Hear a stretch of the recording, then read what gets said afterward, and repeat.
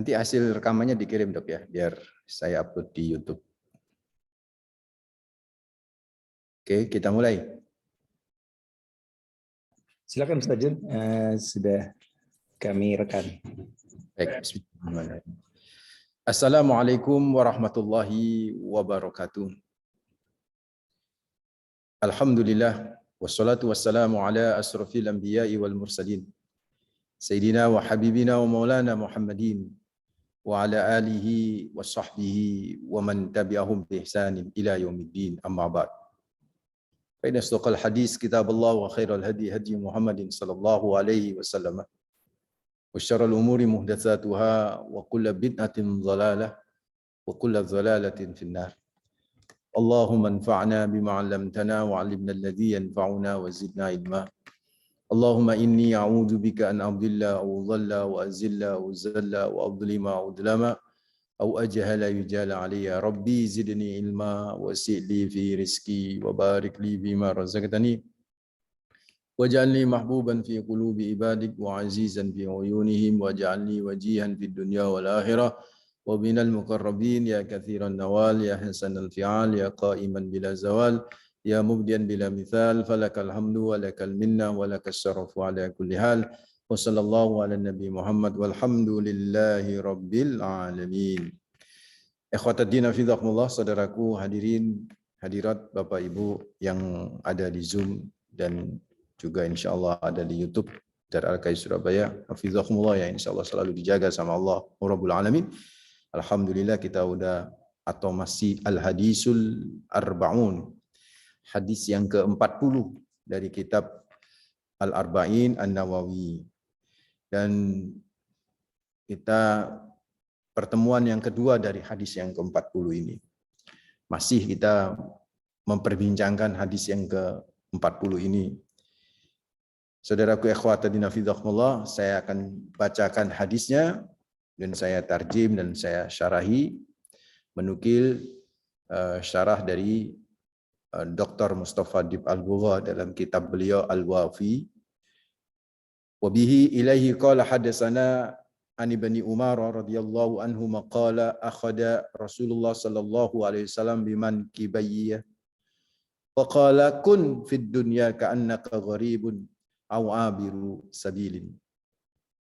Wa kana ibnu Umar radhiyallahu anhuma yaqul idza amsayta fala tantadiris sabah wa idza asbahta fala tantadiril masa wa khudh min shihatika limaradika wa min hayatika limautika, rawahu Al-Bukhari. Dengan sanad yang nyambung ke Imam An-Nawawi rahimahumullah sampai ke Rasulullah Muhammad sallallahu alaihi wasallam. Wabihi qala wabihi ilaihi qala, beliau berkata di kitab beliau di Arba'in An-Nawawi, riwayat dari Ibnu Umar radhiyallahu anhuma. Qala, berkata Ibnu Umar, yaitu putra dari Sayyidina Umar bin Khattab radhiyallahu anhu, akhada Rasulullah sallallahu alaihi wasallam bimang kibayya. Akhada ay amsakah, Nabi memegang kedua pundakku. Faqala, seraya berkata, memberi nasihat, kun fid dunya, jadilah wahai Ibnu Umar kamu di dunia, ka'annaka gharib, seperti orang asing, au abiru sabilin, atau seperti orang yang lagi berjalan. Wa kana Ibnu Umar, dan Ibnu Umar dulu sering berkata terkait dengan hadis Nabi ini, beliau kemudian memberikan nasihat kepada para sahabat-sahabatnya. Idza amsayta fala tantadiris sabah, kalau kamu berada di sore hari, fala tantadiris sabah, manfaatkan sore hari itu dengan baik, jangan menunggu sabah pagi hari, karena tidak akan pernah diketahui apakah kita masih diberi hidup atau tidak di pagi hari. Wa idza asbahta, apabila engkau berada di pagi hari, kata Ibnu Umar nih kepada kita semua, fala tantadiril masa, janganlah engkau menunggu sore hari. Jadi kalau ada di pagi hari, manfaatkan momentum waktu, umur, yang di pagi hari itu masih kita hidup, masih bisa menghirup udara pagi yang luar biasa, manfaatkan dengan baik. Fala tandiril masa, dan jangan menunggu sore hari, karena kita tidak pernah tahu apa yang terjadi di sore harinya. Wa khudh min syihatika, manfaatkanlah min syihatika, dari sehatmu, lima rodika, sebelum sakitmu tiba. Jadi mumpung sehat, manfaatkan. Wa min hayatika, dan manfaatkan hidupmu, limautika, sebelum matimu. Rawahu al-Bukhari. Dari hadis ini, saudaraku ikhwatadin hafizahumullah, Dr. Mustafa Dib Al-Bugha memberikan sebuah syarah yang luar biasa. Yang pertama, kata beliau, Ar-Rasul Al-Murabbi. Nabi ini pendidik yang luar biasa. Nabi Muhammad pendidik yang luar biasa. Metode pendidikan yang dilakukan oleh Rasulullah kepada para sahabat-sahabatnya itu sungguh sangat luar biasa. Dan diantaranya adalah mendidik supaya lebih dekat dengan yang dididik, mutarabbi namanya ya. Murabbi supaya lebih dekat dengan yang mutarabbi, yang dididik. Itu diantaranya adalah ketika memberikan pengajaran harus ada sentuhan-sentuhan. Harus ada sentuhan. Karena Nabi di sini, kata Sayyidina Ibnu Umar radhiyallahu anhu, Abdullah bin Umar radhiyallahu anhuma, itu Nabi sambil menasihati memegang pundak, gitu ya. Memegang pundak. Jadi itu menunjukkan kedekatan dan menunjukkan mahabbah, kecintaan yang luar biasa. Sama itu kejadiannya dengan Ibnu Mas'ud. Jadi Ibnu Mas'ud itu pernah meriwayatkan dalam sebuah hadis menyebutkan, Allamani Rasulullah sallallahu alaihi wasallam at-tasyahhuda. Rasulullah pernah ngajarkan kepadaku cara bertasyahud. Kaffai baina kaffaihi. Sambil kedua telapak tangannya Nabi itu menggenggam telapak tangannya Nabi itu menggenggam telapak tangan Rasul, telapak tanganku itu digenggam oleh telapak tangannya Nabi. Jadi misalnya kan tasyahud begini nih, bersama Nabi dipegang ini, diarahkan ini seperti ini. Jadi ada sentuhan. Jadi itu proses pendidikan itu memang seperti itu ya, ibu-ibu, bapak-bapak hafizahumullah. Ada satu proses di mana sentuhan itu harus dilakukan oleh seorang guru, seorang murabbi. Makanya di kalangan pesantren itu ada orang-orang yang santri-santri yang dekat sama kiai itu kan. Itu kadang-kadang dipegang, digandeng. Jadi kalau sudah digandeng, seperti Rasulullah pernah menggandeng seorang amah itu kan, seorang budak perempuan gitu. Itu sebuah kesenangan luar biasa itu kan. Ada seorang sahabat yang digandeng tiba-tiba. Jadi memang yang namanya pendidikan itu lewat online itu memang tidak tidak efektif gitu loh. Jadi di Jakarta itu barusan di running text itu PTM 100% masih tetap dijalankan. Ya mungkin ya karena memang siswa atau siswi itu sudah boring Pak, Ibu. Wong rata-rata sekarang ini saya lihat ya kebetulan ya anak saya misalnya itu kan ya kalau sudah online itu kadang tertidur. Jadi yang namanya laptopnya atau iPad-nya itu, tab-nya itu ya hidup tuh. Dia dengerin pakai misalnya yang nggak pakai kabel itu kan ya. Ya mungkin awal-awal dengerin, lama-lama boring kan, akhirnya ketiduran. Jadi liko, terus di sini disebutkan istilah taksis, ya, sentuhan,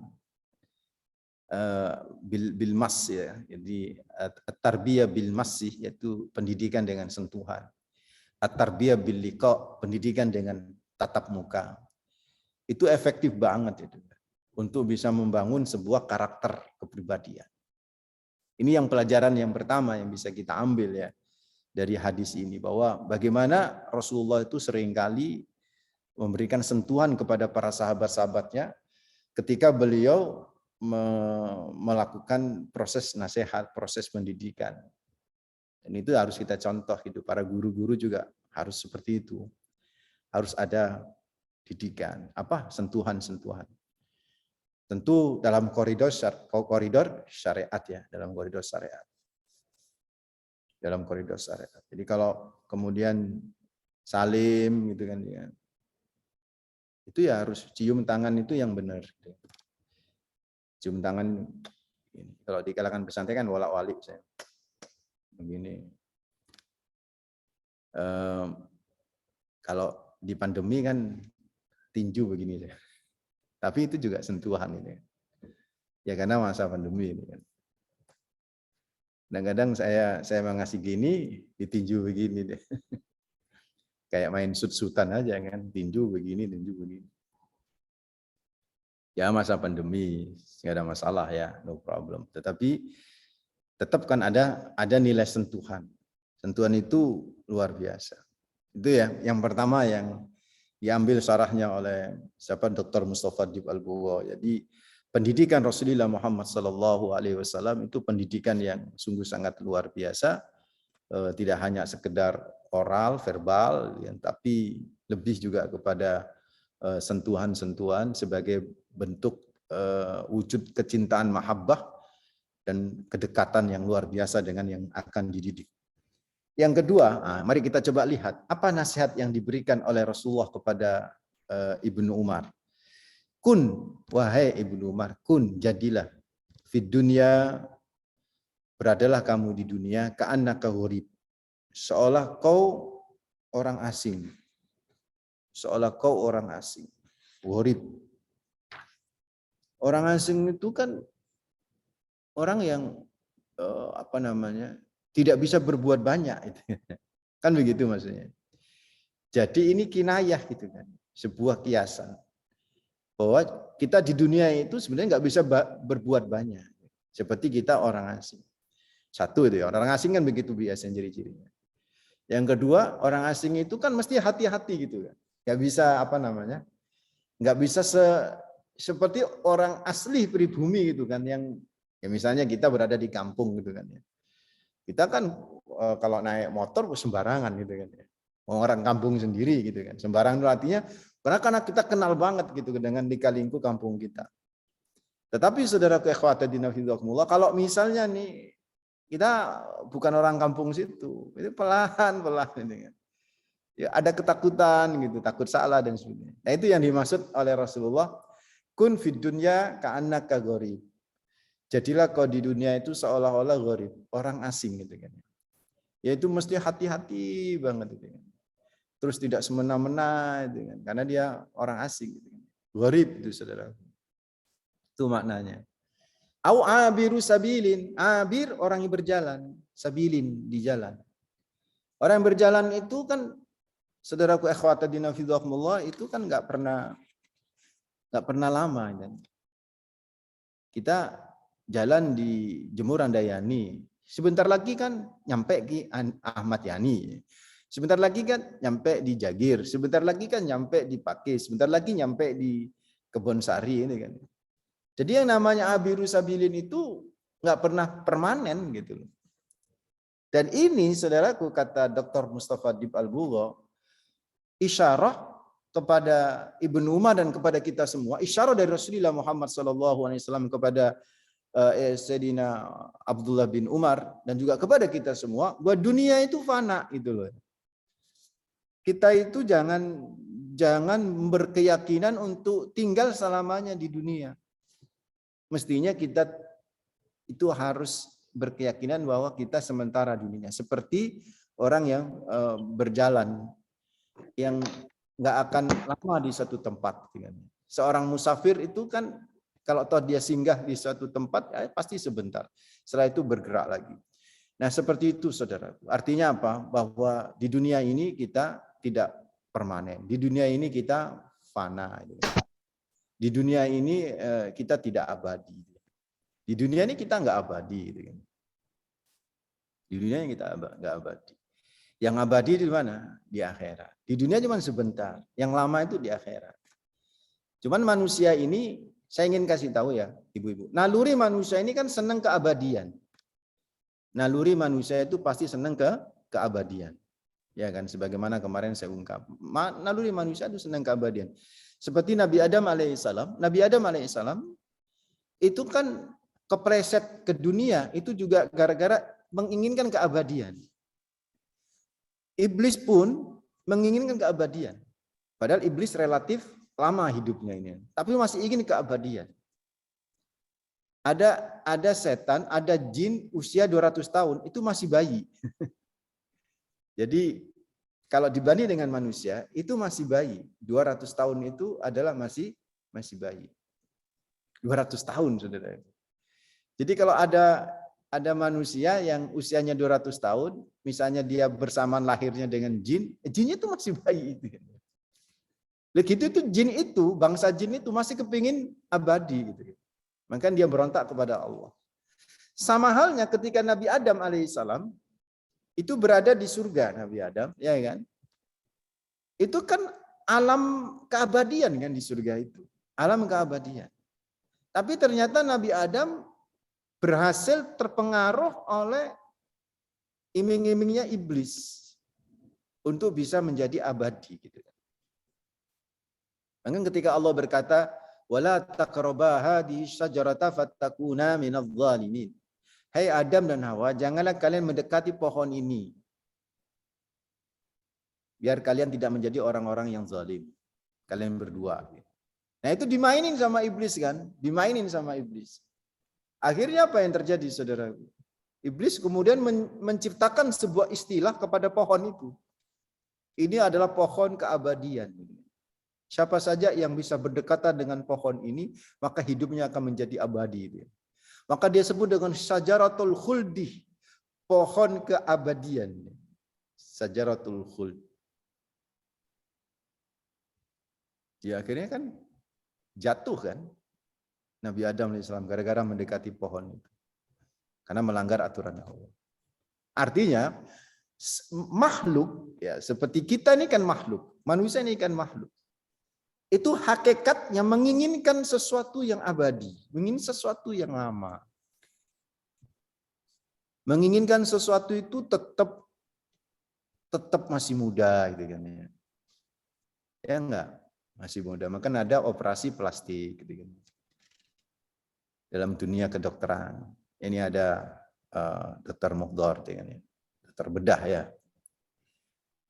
Ya mungkin ada jurusan yang lebih spesifik bedah plastik, misalnya begitu ya. Kan dalam rangka untuk membuat manusia lebih nampak muda itu. Sejak sebelum adanya dunia medis kan dulu ada namanya dunia magic, ya kan? Namanya apa itu? Yang dimasukkan itu, astagfirullah. Susu. Susu. Itu dulu pakai emas, pakai berlian, dimasukkan. Dan itu itu kan permainan setan sebenarnya, susu itu.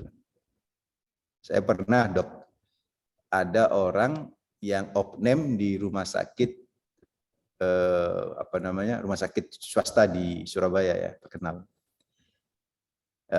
Jamaah saya, orang tua dari jamaah kita ya, telepon saya itu, Ustadz, bapak saya ini kata dokter itu sudah nggak bisa ditolong, jadi nazak terus, tapi gak iso mari-mari nazaknya, terus nazak. Terus saya tanya, memang punya sesuatu kah itu? Dulu bapak saya suka main dukun Pak Ustadz, jadi bapak saya itu banyak susu untuk wibawa, susu ini. Jadi di tubuhnya itu ada. Jadi ketika di ronsen itu sama dokter itu ada benda-bendanya kelihatan. Ada benda-bendanya. Terus gimana Pak Ustadz? Apakah perlu dikeluarkan susu itu? Saya bilang nggak usah. Nggak usah. Biarin saja. Terus gimana? Ya setannya aja yang dikeluarkan. Kan di susu itu kan ada setannya. Setannya dikeluarkan. Gimana cara? Diruqyah. Diruqyah. Ustadz bisa? Ya bisa, tapi saya bukan praktisi loh ya. Jadi ada orang yang bisa ngobatin. Misal ada orang luka, bisa ngobatin ya kan. Semua orang bisa, nggak perlu jadi dokter kan. Untuk ngobatin luka. Tapi kalau sudah sampai tingkat mempraktekkan, buka praktek, itu kan butuh izin. Nah, saya ilmu ruqyah ada. Tapi untuk buka praktek, ya bukan karena nggak ada izin. Kalau ini kan karena bukan wilayahnya saja. Saya wilayah ngaji ilmu gitu aja. Bisa saya bilang bisa gitu bisa. Iya Ustaz. Terus kalau ada daun kelor gitu ya. Kalau ada daun kelor, coba minta daun kelor. Ya, cari daun kelor, pukul-pukulkan ke tubuhnya itu. Itu ya, ibu percaya atau tidak itu ya? Ibu percaya atau tidak?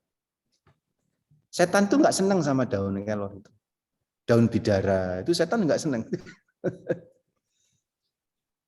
Setan itu, jadi kalau ada orang kesurupan itu dipukul dengan daun kelor itu langsung lemas. Dan itu ajaib ya, atas izin Allah ya, semua atas izin Allah ya. Karena Allah itu menciptakan sesuatu itu ada khasiatnya, ya enggak ya? Dalam dunia kedokteran kan juga ada kan. Sesuatu ada khasiatnya. Sesuatu ada khasiatnya, itu udah diciptakan sama Allah. Ada yang diketemukan secara teknologi medis, ada yang diketemukan secara niteni gitu, titenan, dititenin. Kalau ada daun kelor, ada daun ada apa lagi yang setan tuh nggak suka. Jin tuh bukan setan ya, jin ya maksud saya ya. Jin tuh nggak suka. Jin. Wah, ketika dipukulkan daun kelor itu seperti nafasnya itu lega, langsung meninggal dunia. Jadi memang berat tuh. Nah itu semua kan gara-gara ingin keabadian kan. Ketika saya tanya, kenapa sih ayahanda bermain susu? Dulu kepingin nampak muda terus. Ya itu manusia itu begitu.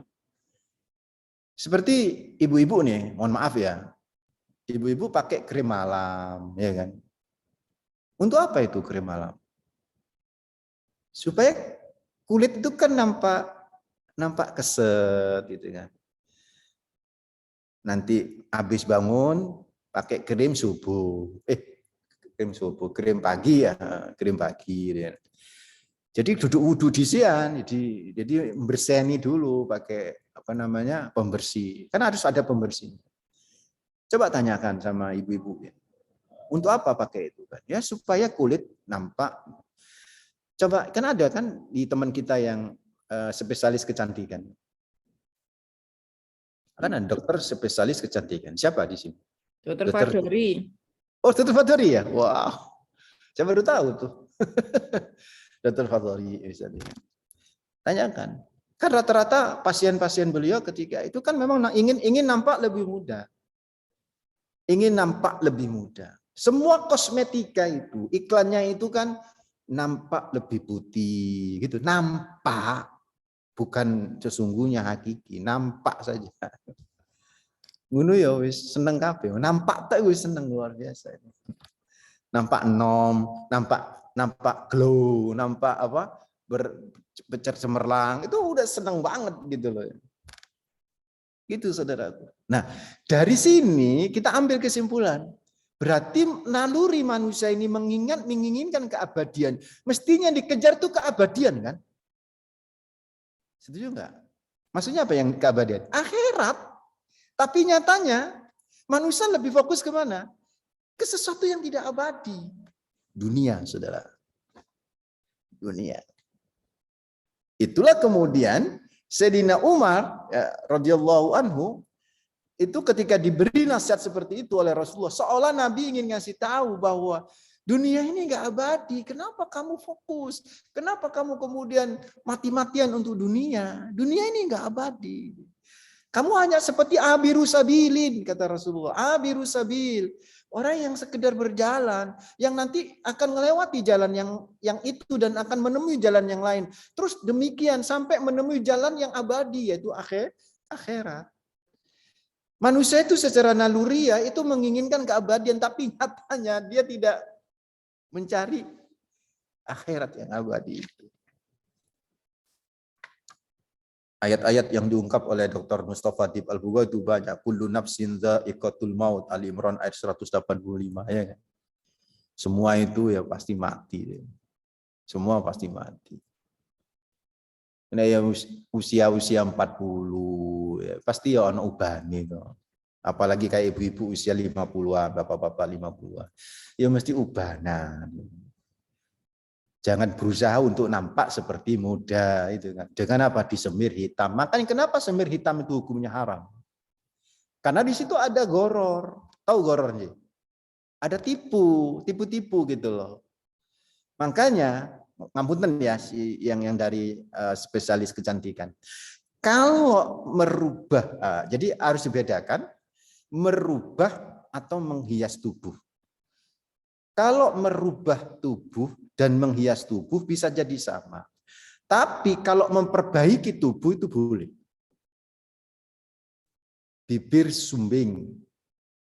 Kita operasi, itu namanya apa? Memperbaiki. Habis kelahiran, Bunda. Kan ada selulit ya. Selulit. Supaya nampak kenceng. Boleh nggak itu dioperasi? Ada ya operasinya gitu? Ada. Ada ya. Jadi selulitnya hilang gitu ya. Itu kan namanya memperbaiki. Itu ada yang membolehkan. Yang nggak boleh itu tidak masuk kategori memperbaiki. Jadi sudah dari sononya seperti itu, kemudian dirubah-rubah lagi. Itu yang kemudian. Makanya seperti apa tadi, semir rambut itu untuk disemir warna hitam. Itu kan di situ ada goror, Bunda, Pak. Ada unsur goror. Goror itu tipuan. Karena nampak supaya lebih mudah. Sehingga yang dibolehkan kalau toh harus pakai semir rambut itu selain warna apa? Selain warna hitam. Jadi ngomong sama suami, Mas, Senin warna apa? Kuning, hijau, Selasa hijau, nanti merah ke kuning-kuningan. Rasulullah itu senang rambutnya itu merah ke kuning-kuningan. Nabi itu. Yang kalau ada ulama-ulama yang janggutnya merah gitu kan ya, tapi agak kekuningan, itu namanya za'faron, warna zafron. Jadi zafron itu tanaman yang ada di India itu, kalau aslinya mahal itu. Zafron itu untuk bisa bumbu makanan yang terkenal itu, apa, nasi mandi itu kan. Itu ada dikasih zafron. Dan zafron itu juga untuk parfum warnanya itu, dan untuk kalau yang asli mahal banget. Itu Nabi begitu. Jadi jenggotnya Nabi itu kadang-kadang ya itu warnanya itu tidak apa-apa, karena di situ tidak ada unsur tipuan. Tapi kalau putih menjadi hitam, karena kan kebiasaan orang muda kan nampak hitam. Ya, orang muda itu pasti hitam. Sehingga akhirnya untuk supaya orang itu nampak muda, diberilah warna hitam dari ubanan itu. Itu yang kemudian menjadi hukumnya haram. Dan itu semua kan mengarah kepada apa, ibu-ibu, bapak-bapak? Mengarah ingin keabadian kan. Nah, seharusnya ya yang hakiki itu yang dilanjutin. Raihlah keabadian yang sesungguhnya. Apa itu akhirat? Cuma nyatanya kata Rasulullah, kebanyakan manusia itu lebih meraih sesuatu yang tidak abadi, yaitu dunia. Maka Nabi bilang, "Wong nggak abadi kok ya ditemenin gitu. Kok yang nggak abadi kok ya difokusin sampai berdarah-darah, sampai nyinggung perasaan orang, ya kan? Gara-gara yang nggak abadi kan, sampai menyakitin hati orang. Gara-gara yang nggak abadi ini, biru sabili. Padahal dunia itu hanya sekedarnya saja. Nah, ini penjelasan siapa? Nabi Muhammad kepada siapa? Kepada Sayyidina Abdullah bin Umar. Kepada Sayyidina Abdullah bin Umar. Nah, supaya tidak salah paham, akhirnya Ibnu Umar memberikan nasihat, mensarahi, memberikan penjelasan terhadap nasihat Nabi kepada beliau. Jadi, dan ini yang harus kita ambil gitu loh. Ini yang harus kita ambil. Sayyidina Umar, Ibnu Umar melanjutkan, Yaqul memberi nasihat kepada kita semua, idza amsaita, kalau kamu dari paham hadis itu, dari paham apa yang disabdakan oleh Nabi, idza amsaita, kalau kamu berada di sore hari atau di malam hari, maka manfaatkan waktu itu gitu. Fala tantadiris soba, jangan sampai menunggu apa? Menunggu malam hari itu pagi hari itu tiba. Satu ya, manfaatkan. Yang kedua, kita tidak tahu apa yang terjadi di esok hari, di pagi hari. Kita tidak tahu. Wa ma tadri nafsum madza taksibu wada. Wa ma tadri nafsum bi ayyi ardin tamut. Kita nggak tahu kapan matinya, di mana kita mati, kita nggak tahu. Kalau kita pasti mati, ya. Tapi kapan kita mati, kita nggak tahu. Karena itu mumpung kita hidup, manfaatkan kehidupan itu dengan hal-hal yang positif. Jangan nunggu esok hari, kata siapa? Ibnu Umar. Sebaliknya, wa idza asbahta. Sebaliknya saudaraku, wa idza asbahta, kalau pagi hari, berada di pagi hari, fala tantadiril masa. Jangan nunggu sore hari. Manfaatkan di pagi hari itu. Pagi hari itu maksudnya dari mulai subuh sampai nanti zawal. Itu pagi hari. Itu ya kita kerja, kita manfaatkan. Makanya saudaraku ikhwatadina fidhahumullah, dari ungkapan Sayyidina Umar inilah kemudian Dr. Mustafa Dib Al-Bugha memberi judul Ihtinamud dunya lil fauzi bil akhirah. Manfaatkan kehidupanmu di dunia ini untuk meraih sukses di akhirat. Enggak mungkin Bapak-bapak, Ibu-ibu, kita bisa meraih akhirat sukses tanpa dunia. Tanpa dunia. Bisa nggak kita zakat tanpa duit? Nggak bisa. Duit dunia. Oke? Bisa nggak kita haji tanpa duit? Tanpa duit? Nggak bisa. Duit dunia. Jadi seolah Sayyidina Umar ngasih tahu, dunia memang itu sementara. Janganlah kita fokus ke itu. Tetapi kita nggak akan pernah bisa meraih akhirat tanpa dunia. Orang kalau nggak nikah, itu dia nggak akan pernah mendapatkan separuh agama. Ida nakahal abdu faqadis ida zawwazal abdu, ketika seorang hamba itu menikah, ntar ya nanti saya cek ya, teksnya saya agak lupa teksnya. Ida nakahal abdu atau ida zawwazal abdu faqadis takmala nisfaddin. Orang kalau udah nikah, seorang hamba kalau udah nikah, faqadis takmala nisfaddin. Falyattaqillah fi nisfil baqi, itu hadisnya. Kata Rasulullah Muhammad SAW, idza zawaza abdun, kalau seorang hamba menikah, atau idza nakaha abdun, apabila seorang hamba itu menikah, faqadis takmala, maka sempurnalah nisfaddin, separuh agamanya. Falyattaqillah fi nisfil baqi, dan separuh yang lain disempurnakan yang lain. Dan itu semua dunia. Semua dunia. Mari kita coba lihat. Nah di sini ya. Jadi yang pertama tadi apa? Seorang hamba apabila menikah sempurna separuh agama. Satu. Terus Nabi meneruskan, falyattaqillah, maka bertakwalah kepada Allah finis fil baqi, pada separuh yang lain. Mereka masih separuh agama yang sempurna, bagi separuh yang lain. Para ulama memberikan penjelasan, separuh yang lain itu apa selain nikah? Untuk bisa menjadi benar-benar sempurna. Tolabur rizki al-halal, mencari rizki yang halal, bekerja yang halal. Jadi kalau udah nikah itu bekerja yang halal. Maka nek guru bekerja ojo nikah, gitu tuh bahasanya. Maka ulama-ulama dulu itu tidak melarang kalau ada orang tua, ada seorang pria datang kepada mereka, mau melamar putrinya, yang ditanya pertama kali kerja apa? Enggak apa-apa itu. Harus begitu tuh saudara. Supaya sempurna agamanya, itu loh. Sempurna. Dan semuanya itu kan dunia. Untuk bisa mensempurnakan agama, nikah. Nikah kan dunia, Bu, Pak. Bisa toh. Hubungan seksual yang halal. Itu kan dunia banget. Sampai ketika Nabi berkata kepada para sahabatnya begini. Astagfirullah. Jadi Rasulullah itu menyatakan begini. Di antara dua kaki istrimu itu ada pahala.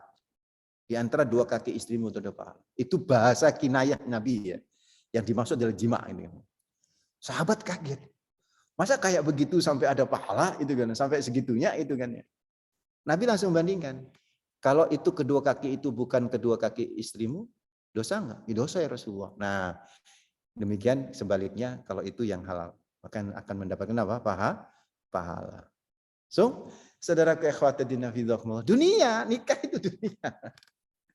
Nikah itu dunia, saudara. Wong nikahi perempuan, perempuan itu milih cantik apa milih buruk? Kan pasti milih cantik. Ini wajar kan?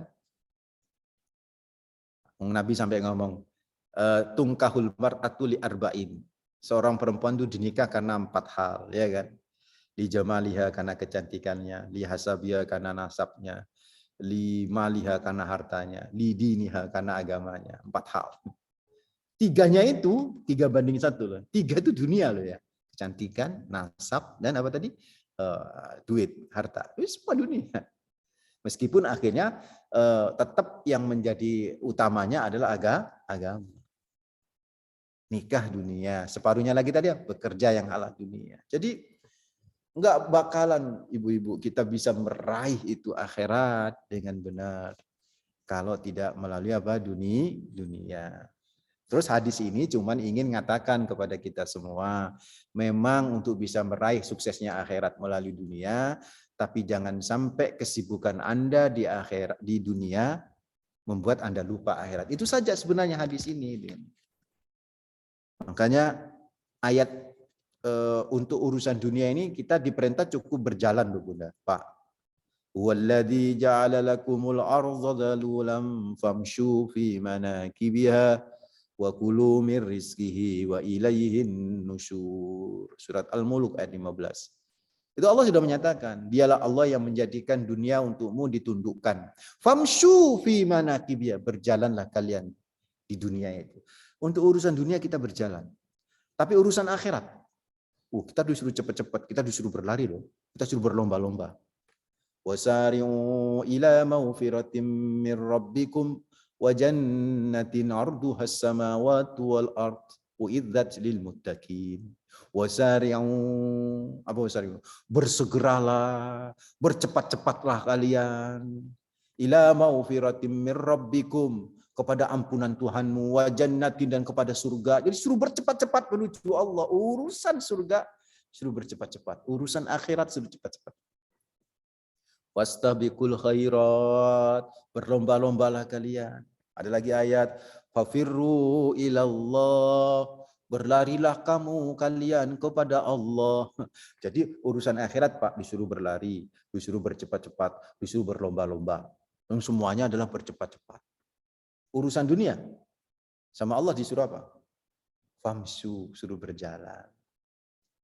Jadi hadis ini diingatkan lagi.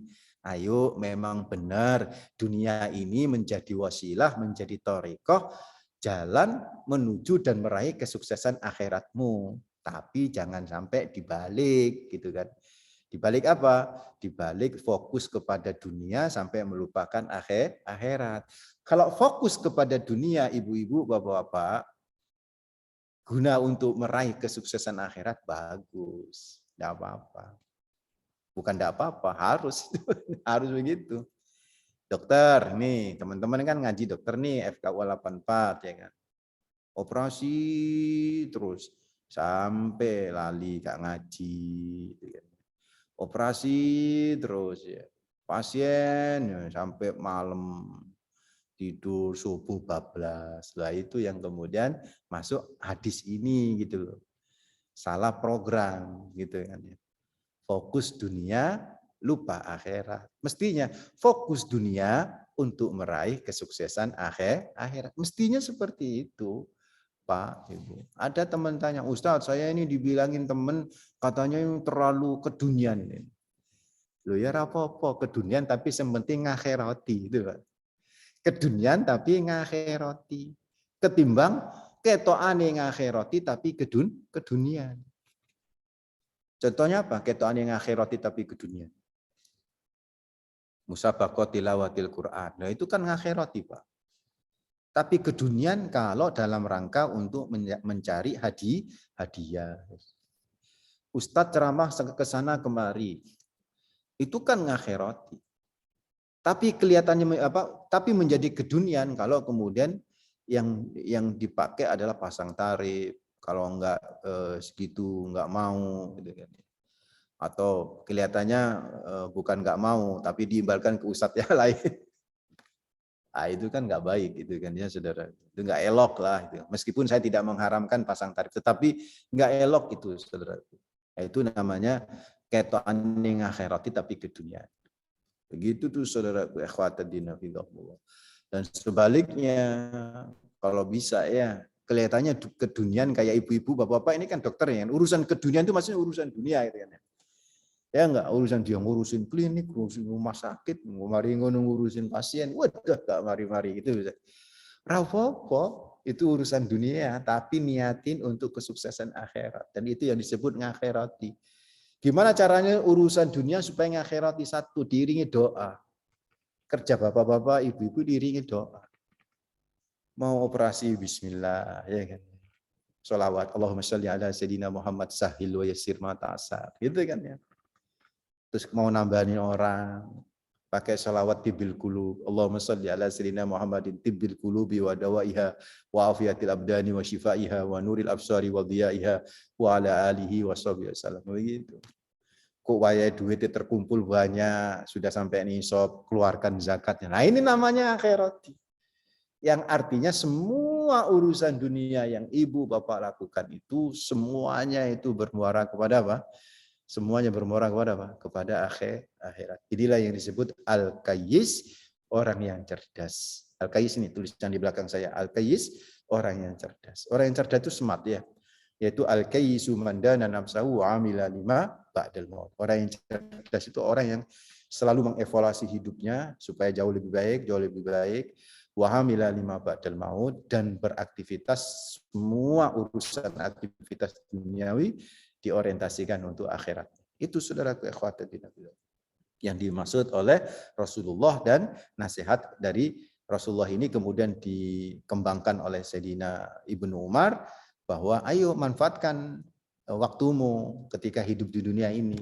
Maka dilanjutin hadisnya, wa khudh min syihatika, manfaatkan sehatmu, itu kata Sayyidina Umar. Wah ya sehat itu manfaat no. Maka ada hadis lain ya. Nikmatani bangbulun bihi makasirun minan nas asyihhatu wal farah. Ada dua nikmat yang kebanyakan manusia itu lupa dengan kedua nikmat itu, atau lalai dengan atau tertipu dengan kedua nikmat itu. Yaitu nikmat sehat dan nikmat sempat. Sehat. Wah ya sehat kan kita nggak inget loh kalau sehat itu nikmat. Betul nggak Pak Ibu? Baru terasa sehat itu nikmat. Sawi sapa? Loro. Ya enggak? Terasa enggak bahwa jalan kaki itu nikmat? Iwaya sehat. Enggak terasa belas. Sekailing gitu loh. Baru setelah dikasih asam aurat sampai gak iso melaku. Ro rasane yang jenenge melaku iku nikmat. Salat dalam kondisi sempurna, Pak Ibu, ya kan? Wah, nek sujud itu enak kedebuk ya. Kailing, nek wis wae loro, ngadeg susah, kayak wong berangkang gitu kan. Nek sikil kena apa? Asam aurat. Maka Nabi ingat ya, ayo nikmat yang banyak dilupakan sehat. Waya sehat kabeh dipangan gitu loh, kabeh dipangan. Gak ngerti kok set usia sekian, wis. Ya kan dokter bilang kan bahwa kesehatan itu investasi ya, Dok ya, benar ya. Kesehatan itu adalah panen yang kita tanam sejak awal. Kita nanam apa, kita nandur apa, kita akan panen apa itu gitu. Kita nandur pola makan yang baik, maka nanti di akhir-akhir akan bagus. Mbah Maimun Zubair itu sehat loh. Usia berapa beliau itu? Hampir 80 loh. Sehat. Nek ceramah iku Pak, lebih hebat suaranya daripada saya yang muda ini kan. Karena pola makannya bagus beliau. Ya kan? Enggak semua dimakan. Kita sampai bahasa kita, mumpung sehat. Loh kok mumpung sehat malah mangan enggak sehat. Nah itu kan enggak benar. Mumpung sehat malah membuat diri tidak sehat. Atau menanamkan, menginvestasikan diri ke tidak sehat. Nanti baru terasa itu usia-usia kepala 4, kepala 5 itu.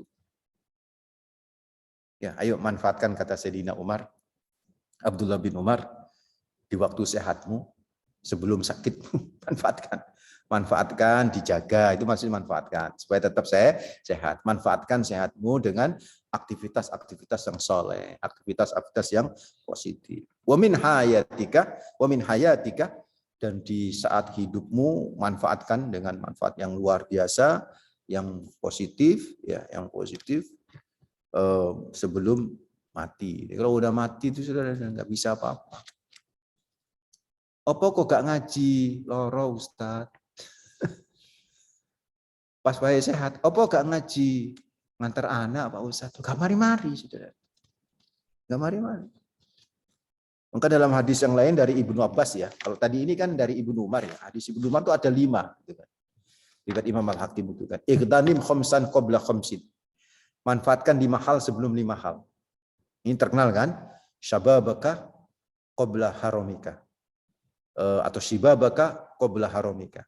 Masa mudamu sebelum masa tuamu. Mumpung si nol. Ya. Kalau bapak-bapak ini kan usia 5 ya. Kepala 5 itu kan masuk manula ya? Belum ya? Usia kepala 5 itu pramanula ya. Pramanula. Kita sudah lewat ya dengan masa muda kita ini ya. Sebenarnya nggak ada penyesalan sih. Ya mumpung diberi hidup sama Allah, ya ayo. Di usia-usia senja kita ini, tenggelamkan hidup kita untuk urusan dunia yang akan membuat akhirat menjadi sukses. Itu ya, banyak ngaji, banyak sedekah, banyak aktivitas positif. Gitu ya. Masya Allah.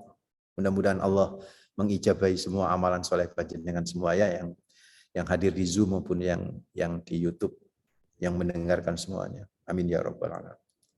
Ini saudaraku ikhwatiddin. Terus wasihataka qabla saqamika. Kata Ibnu Abbas, sebelum manfaatkan sehatmu sebelum sakitmu. Terus ginaka qabla faqrika. Kayamu sebelum miskinmu. Mumpung duitnya akeh, ayo manfaatkan untuk kepentingan umat ini. Wa faraghika, apa faraghi? Faraghi itu masa kesempatanmu, masa luangmu sebelum masa sibukmu. Orang kalau sudah sibuk akhirnya nggak bisa ngaji. Mumpung nggak ada operasi, ayo ngaji, gitu kan ya. Wong kadang-kadang ada operasi pun masih disempatin ngaji. Ya, ada kan dokter-dokter itu yang Zoom-nya ditaruh itu kan, dengerin saya itu kan, taruh sambil operasi itu kan. Ya asal nggak ganggu aja ya. Ganggu nggak kira-kira dok ya? Saya khawatir ganggu lagi operasi. Untuk jahit kulit A keliru kulit si gimana ya kan jadi dosa madarat. Kalau mengganggu janganlah. Ya itu bapak-bapak, ibu-ibu. Mudah-mudahan kita termasuk orang-orang yang sukses di dunia dan di akhirat. Itulah doa sapu jagat itu sungguh sangat luar biasa kan.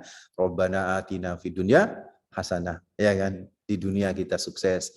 Wa fil akhirati hasanah. Di akhirat juga kita sukses. Terus wa qina azabannar. Enggak hanya di akhirat sukses, kalau bisa kita enggak masuk neraka. Loh, Ustaz, emang ada sukses di akhirat? Ya ada orang yang masuk surga tapi sebelumnya neraka. Ada. Ada.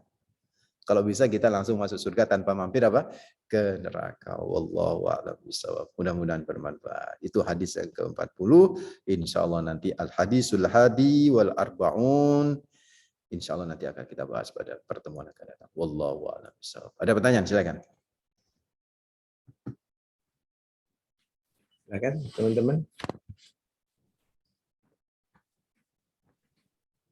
Ada yang ditanyakan?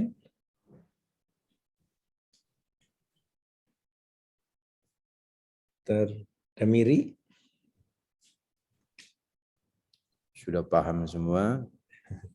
Jelasannya jelas banget. Terfadori? Ini banyak banget ini hilang. Biasanya. Dr. Haikal? Ya, Assalamualaikum warahmatullahi wabarakatuh. Waalaikumsalam warahmatullahi wabarakatuh. Monggo, Dr. Haikal. Yang tadi ya, tadi Ustaz sudah jelaskan bahwa menikah tadi separuh dari apa? Agama. Ya, separuhnya tadi bekerja. Terus sekarang kalau pertanyaan dibalik itu, orang tidak menikah karena belum bekerja, alasan belum bekerja, yang ya atau punya kesibukan seperti kitab yang kita kaji ini kan termasuk beliau itu juga tidak menikah, kan? Ya menikah ya. Dan itu gimana? Ya baik. Jadi kita tambahkan, nah, kan menikah itu juga sunnah Nabi. Ini ada beberapa kalau yang tidak menikah dianggap tidak menjalankan sunnah, itu termasuk seperti menentang atau enggak menyukai sunnah itu. Gimana? Ya, jadi bedakan Imam Nawawi sama imam tetangga kita. Imam Nawawi itu enggak nikah, itu bukan karena enggak ada hasrat untuk nikah, tetapi enggak nikahnya itu karena kesibukan dalam ngurusin agama. Menulis kitab ini, mensyarahi kitab ini. Imam Nawawi kan mensyarahi kitab Sahih Muslim, ya kan ya. Mensyarahi Al-Muhaddab ya. Al-Muhaddab itu kitab fikih, itu disyarahi juga oleh Imam An-Nawawi. Itu banyak itu, sehingga akhirnya Imam An-Nawawi itu enggak sempat kemudian memikirkan pernikah, bukan menolak pernikahan. Yang dimaksud menolak sunnah atau tidak menjadikan man raghiba an sunnati falaysa minni, barang siapa yang enggak senang ya kan, bahasanya enggak senang ya kan, enggak senang enggak senang an-nikahu sunnati, an-nikahu min sunnati, nikah itu sebagian dari sunnahku, barang siapa yang enggak menyenangi sunnahku, jadi enggak senang, kalau enggak senang ya udah pasti itu masuk kategori orang yang menghina sunnah ya. Tapi ya tidak ada kesempatan. Pertama, bisa jadi kesibukan seperti Imam An-Nawawi. Yang kedua, karena memang nggak ada yang mau. Boleh saya nggak payu-payu, ya apa maneh. Nah, ini pertanyaan tadi Dr. Haikal, gimana kalau dia udah bekerja tapi dia belum menikah gitu kan? Ya dia dapat separuh. Kalau pekerjaan itu dia halalan, kemudian dia manfaatkan untuk orang tua, untuk adik-adiknya. Dia dapat separuh agama, belum separuh yang lain gitu kan. Jadi baru sempurna itu agama kita itu kalau dua ini kita dapat, gitu kan, menikah sama kemudian bekerja untuk nafkah. Gitu kan. Nah, kalau misalnya ada ya Ibnu Mas'ud kan tidak bekerja, bekerja tetapi tidak memiliki kemampuan untuk bisa memberi nafkah yang lebih kepada keluarganya. Karena itu termasuk minal masakin kan Ibnu Mas'ud. Nah, seperti itu kan yang penting ada usaha. Usahanya saja itu sudah dinilai bisa mensempurnakan separuh yang lain itu Dr. Haikal. Tidak harus kemudian dalam bentuk bisa memberikan maksimal sempurna kepada keluarga, nafkah yang luar biasa itu kan berkecukupan, nggak harus. Itu adalah afdholiyah saja. Tetapi yang paling penting adalah ada usaha.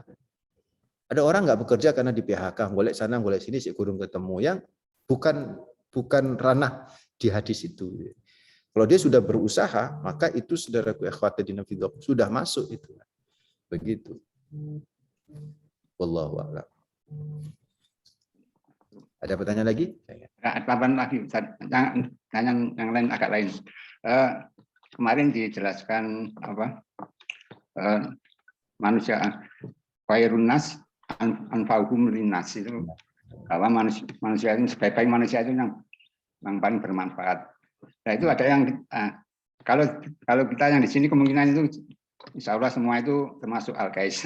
Tapi ada yang berpendapat bahwa yang bermanfaat itu ya sekarang itu ya, seperti penemu teknologi seperti kita Zoom atau teknologi semua itu rata-rata itu orang-orang kafir.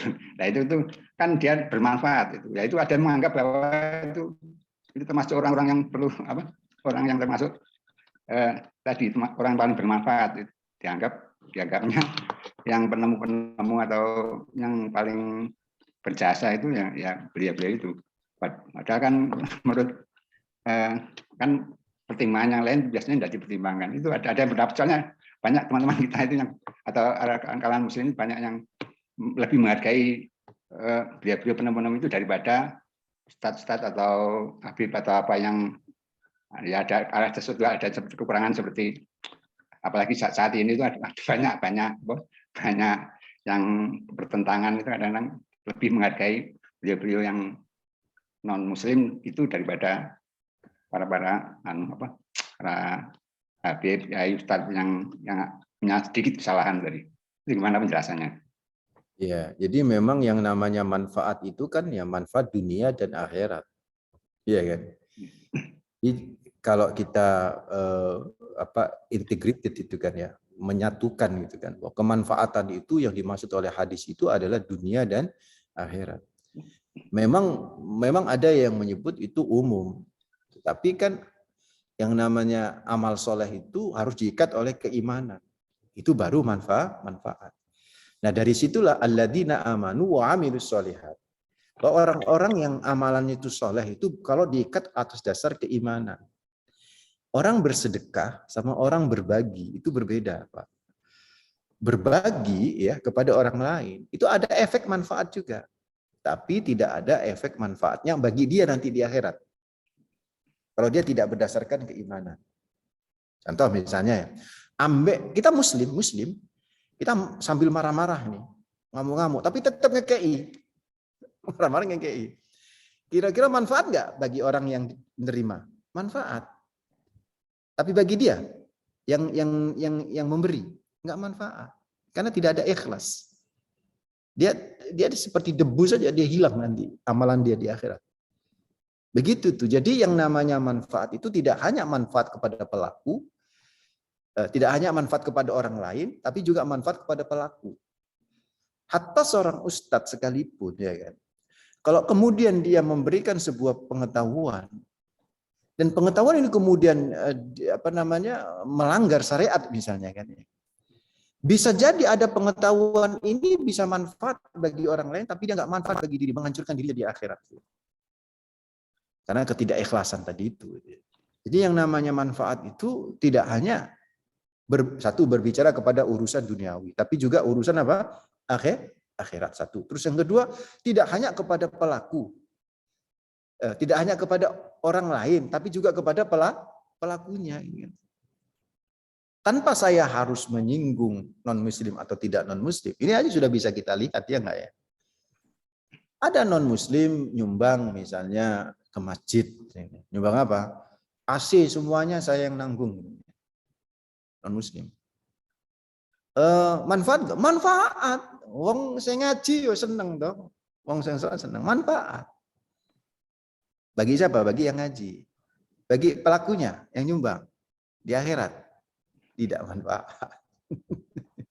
Tidak nolong dia gitu loh maksud saya. Nanti di akhirat nggak nolong dia kalau dia tidak beriman kepada Allah dan Rasul Muhammad Shallallahu Alaihi Wasallam. Begitu kurang lebih Dr. Haikal. Wallahu a'lam. Cukup ya. Mudah-mudahan bermanfaat ya, dunia dan akhirat. Bermanfaat untuk saya, juga bermanfaat untuk jenengan semua. Nggak hanya bermanfaat untuk jenengan, tapi juga bermanfaat untuk saya. Apa yang saya ucapkan, apa yang saya nasihatkan, ya efeknya tidak hanya kepada jenengan, tapi kalau bisa kepada diri saya pribadi, kepada saya keluarga. Mudah-mudahan sehat semuanya, yang lagi sakit diangkat penyakitnya sama Allah, rezeki lancar semuanya. Para dokter ya, mudah-mudahan selalu diberi kesehatan. Teman-teman juga yang hadir, yang mendengarkan, selain dokter juga diberi kesehatan sama Allah Rabbul Alamin, keluarga sakinah mawaddah rahmah, anak-anak soleh dan soleh, sukses dunia akhirat ya. Kita baca Al-Fatihah ala hadihiniyah wa kulli niyatin salihah bisirril Fatihah. A'udzubillahi minasyaitonirrajim. Bismillahirrahmanirrahim. Alhamdulillahirabbil alamin. Ar-Rahmanir-Rahim. Maliki yaumiddin. Iyyaka na'budu wa iyyaka nasta'in. Ihdinas siratal mustaqim. Siratal ladzina an'amta 'alaihim ghairil maghdubi 'alaihim waladdallin. Amin. Mohon maaf semuanya, kita istighfar. Astaghfirullahaladzim, astaghfirullahaladzim, astaghfirullahaladzim. Subhanakallahumma bihamdik, asyhadu an la ilaha illa anta, astaghfiruka wa atubu ilaik. Kita baca Al-Asr. Bismillahirrahmanirrahim. Wal asri, innal insana lafi khusrin illa alladzina amanu wa amilus salihati wa tawasaw bil haqqi wa tawasaw bis sabr.